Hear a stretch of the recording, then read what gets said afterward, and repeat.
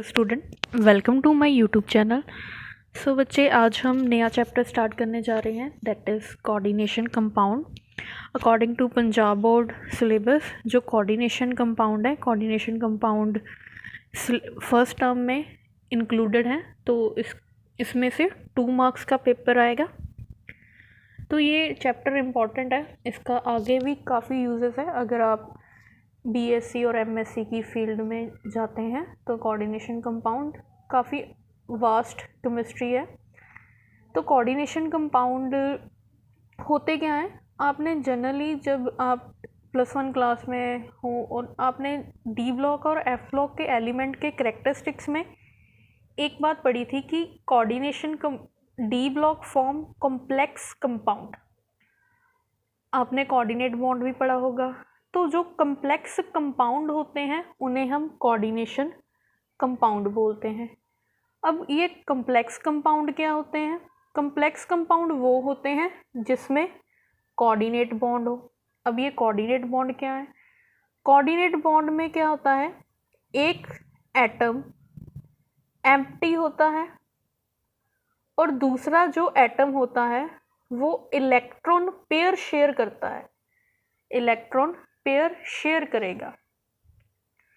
तो जो इस तरह के कंपाउंड होंगे जिनमें कोऑर्डिनेट बॉन्ड प्रेजेंट होगा उन्हें हम कॉम्प्लेक्स कंपाउंड बोलेंगे। अब जब हम इसकी बात करें, जो अमोनिया होता है, जहाँ हम नाइट्रेट ग्रुप की ही बात कर लें तो इसमें भी कोऑर्डिनेशन बॉन्ड है। तो जो ये भी कोऑर्डिनेशन कंपाउंड होना चाहिए, बट नहीं, ये कोऑर्डिनेशन कंपाउंड नहीं है। कंपाउंड का मतलब होता है कॉम्प्लेक्स स्ट्रक्चर जिनमें मेटल लिगेंड बॉन्ड हो। मेटल लिगेंड बॉन्ड से क्या मतलब है? मेटल कौन सी होनी चाहिए? डी ब्लॉक मेटल होती हैं generally, mostly D block elements होते हैं। एफ ब्लॉक एलिमेंट्स भी होते हैं जो कोऑर्डिनेशन कंपाउंड फॉर्म करते हैं। तो जनरली इस कोऑर्डिनेशन कंपाउंड में हम डी ब्लॉक एलिमेंट्स के ही कंपाउंड डिस्कस करेंगे। अभी यहाँ पे एक नई टर्म आई है, दैट इज लीगेंड। तो what is ligand? Ligand is that group, atom, group और मॉलिक्यूल भी बोल सकते हैं, विच डोनेट इलेक्ट्रॉन पेयर, जो इलेक्ट्रॉन पेयर को डोनेट करे। किसको डोनेट करे? To metal. लीगेंड जो इलेक्ट्रॉन पेयर डोनेट करते हैं, जो atom group electron pair donate करेंगे उन्हें हम लीगेंड और लाइगेंड्स भी बोलते हैं।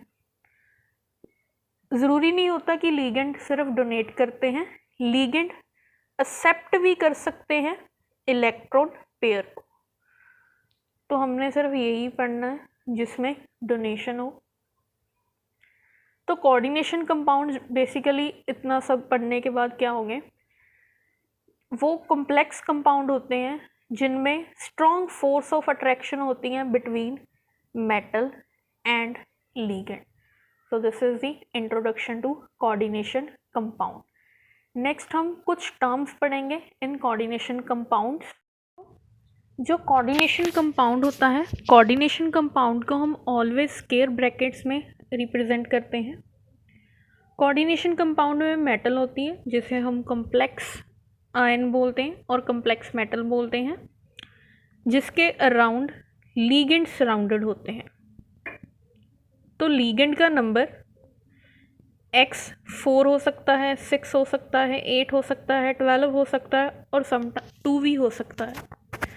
तो मैंने ऐसे ही लिखा है x नंबर। जो कोऑर्डिनेशन स्फीयर होता है, कोऑर्डिनेशन स्फीयर में मेटल के साथ लीगेंड, इस सब को हम कोऑर्डिनेशन स्फीयर बोलते हैं। जो कोऑर्डिनेशन कंपाउंड है वो पॉजिटिव भी हो सकते हैं, पॉजिटिव अगर स्क्वायर ब्रैकेट के ऊपर प्लस चार्ज आए, नेगेटिव अगर स्क्वायर ब्रैकेट के ऊपर माइनस चार्ज आए, न्यूट्रल अगर कोई भी चार्ज ना हो। तो इसके बाद ये तो मैंने जनरल लिखा है, एग्जाम्पल्स करेंगे। एग्जाम्पल्स करने से पहले कुछ टर्म्स हैं, जैसे ज़रूरी नहीं है कि ये लिगेंड स्क्वायर ब्रैकेट के अंदर ही हो, मतलब जो बॉन्डेड एटम है स्क्वायर ब्रैकेट के अंदर ही अंदर प्रेजेंट होते हैं, बाहर भी प्रेजेंट हो सकते हैं। तो उस टाइप्स के अकॉर्डिंग हम उन्हें वैलेंसीज बोलते हैं। तो कोऑर्डिनेशन कंपाउंड्स में 2 टाइप्स की वैलेंसीज होती हैं। एक होती है प्राइमरी वैलेंसी, एक होती है सेकेंडरी वैलेंसी। जो प्राइमरी वैलेंसी होती है, primary valency always oxidation state बताती है। ऑक्सीडेशन स्टेट का मतलब है कि मेटल पे कितना प्लस चार्ज है, कितना प्लस चार्ज आएगा, वो बताएगी। जो सेकेंडरी वैलेंसी है वो कोऑर्डिनेशन नंबर बताती। कोऑर्डिनेशन नंबर जो मैंने यहाँ पे x लिखा है ये बताएगी। तो जो सेकेंडरी वैलेंसी है वो ऑलवेज इनसाइड स्क्वायर ब्रैकेट लिखते हैं हम। जो प्राइमरी वैलेंसी है वो always outside the square bracket होती है। 2 टाइप्स की वैलेंसी है। प्राइमरी वैलेंसी ऑक्सीडेशन स्टेट बताएगी मेटल की, सेकेंडरी वैलेंसी कोऑर्डिनेशन नंबर बताएगा कि मेटल के साथ कितने लिगेंड बॉन्डेड हैं। जो प्राइमरी वैलेंसी है, primary valency always outside the bracket होगी, सेकेंडरी इनसाइड दी ब्रैकेट होगी। तो अब जो लिगेंड्स हैं, लिगेंड्स की भी काफ़ी टाइप्स आती हैं। लिगेंड्स काफ़ी टाइप्स के हो सकते हैं depending upon their donor side, कितने साइड से ये डोनेट कर सकता है। तो जो कोऑर्डिनेशन कंपाउंड्स होते हैं, कोऑर्डिनेशन कंपाउंड्स में जनरली हम लिगेंड्स नेमिंग के लिए, कोऑर्डिनेशन कंपाउंड की नेमिंग के लिए हमें लिगेंड्स पढ़ने ज़रूरी होते हैं। लिगेंड्स पे चार्ज पता होना चाहिए, कितना चार्ज है, जिसके थ्रू हम नेमिंग भी करते हैं। तो पहले हम यूनिडेंटेड लिगेंड पढ़ेंगे, यूनिडेंटेड लिगेंड्स।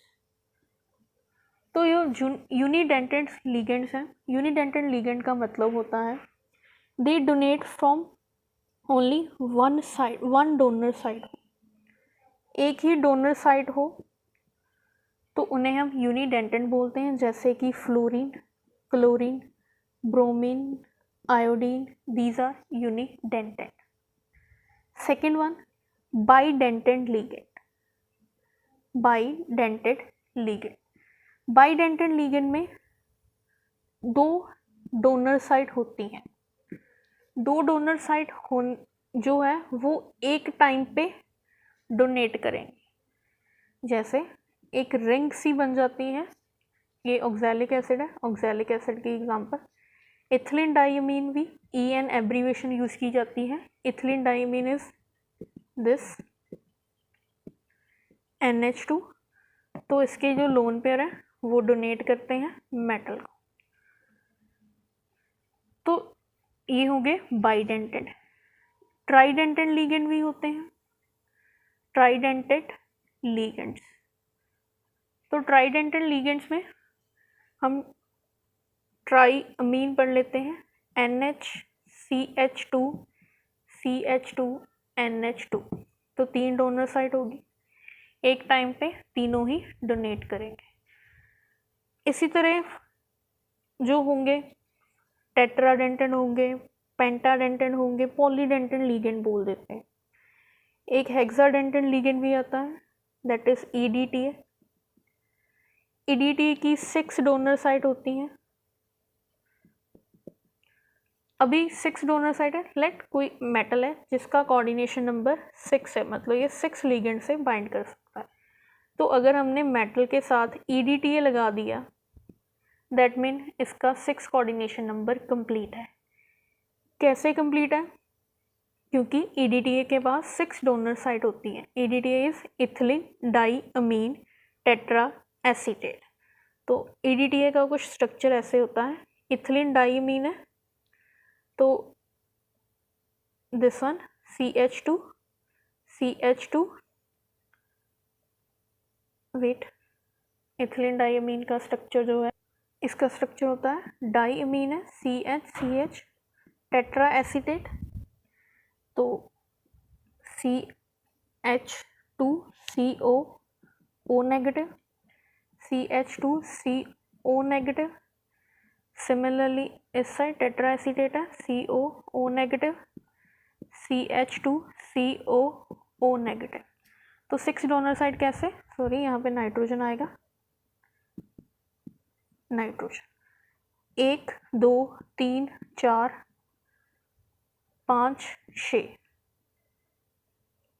एक ही नाइट्रोजन आएगा। मैंने यहाँ पे गलत बना दिया क्योंकि नाइट्रोजन की वैलेंसी ऐसे आएगा स्ट्रक्चर।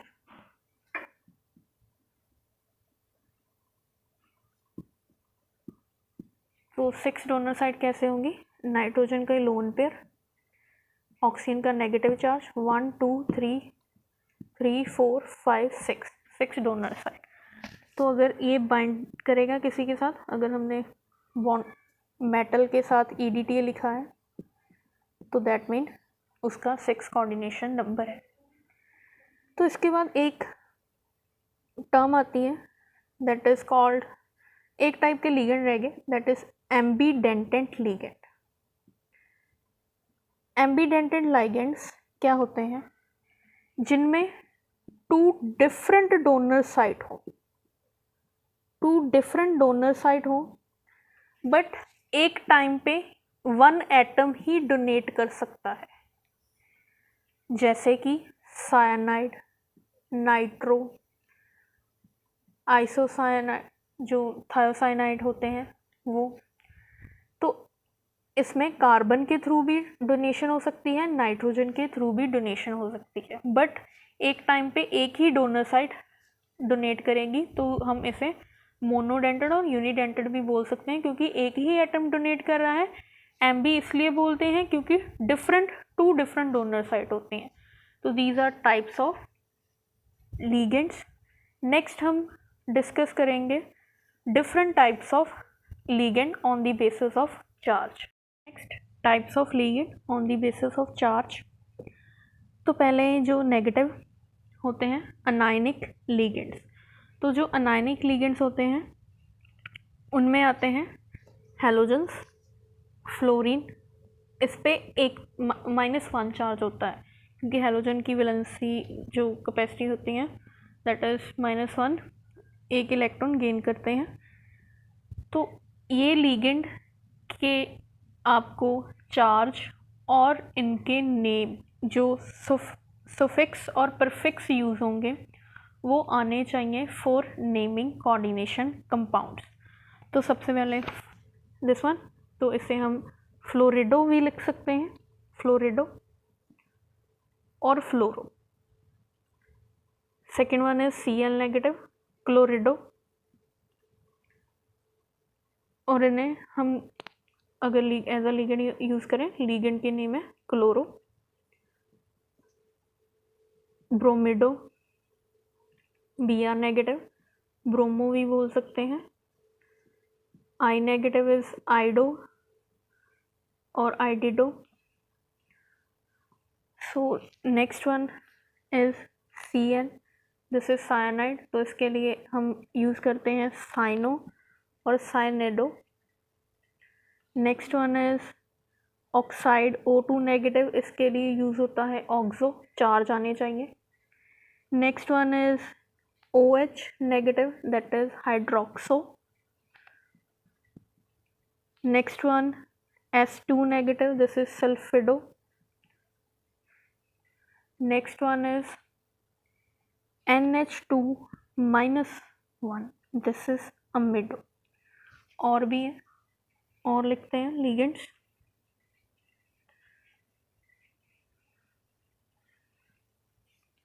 सो नेक्स्ट वन जो this one N3 negative, -3 charge है, दैट इज नाइट्रेडो। चार्ज आने चाहिए टू फाइंड ऑक्सीडेशन स्टेट। इसके बाद हमने वही करना है, P3 negative, phosphido. Next one is N3-1, this is N3 negative, this is nitrogen 3 है, उसके ऊपर -1 चार्ज है, तो दिस इज अजिडो। एक आया था अमिडो, वो था NH2-1।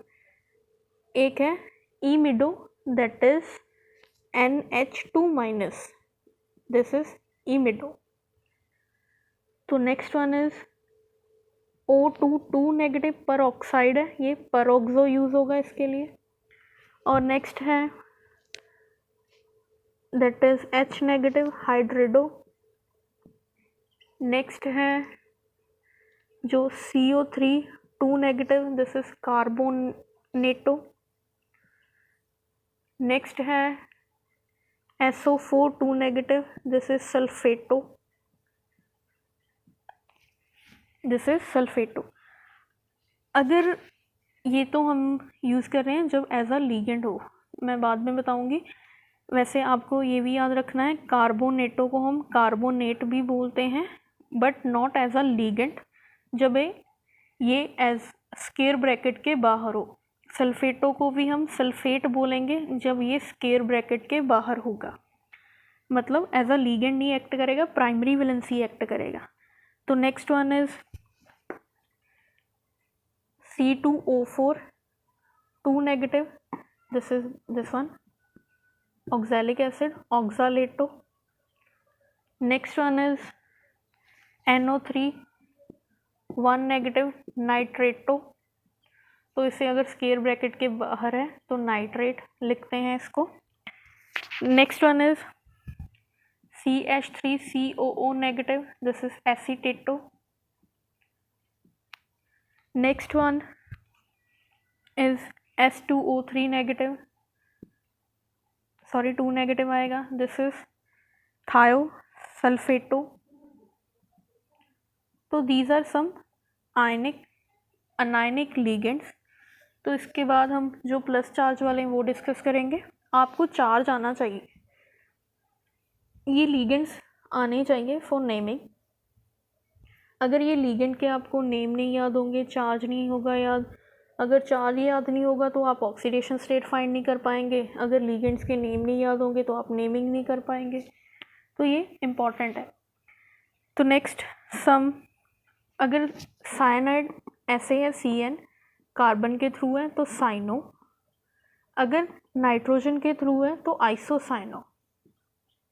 सिमिलरली अगर NO2- इज नाइट्रो, अगर नाइट्रोजन के थ्रू बॉन्डिंग है, अगर ऑक्सीजन के थ्रू बॉन्डिंग है then this is called nitrite.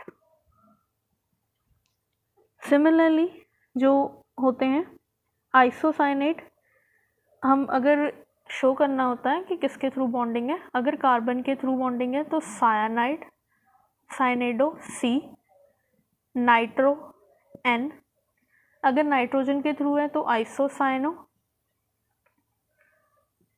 N, और नाइट्राइट O, ऐसे इसे हम नेमिंग देते हैं। तो जो प्लस वाले हैं, प्लस वाले डिस्कस करते हैं।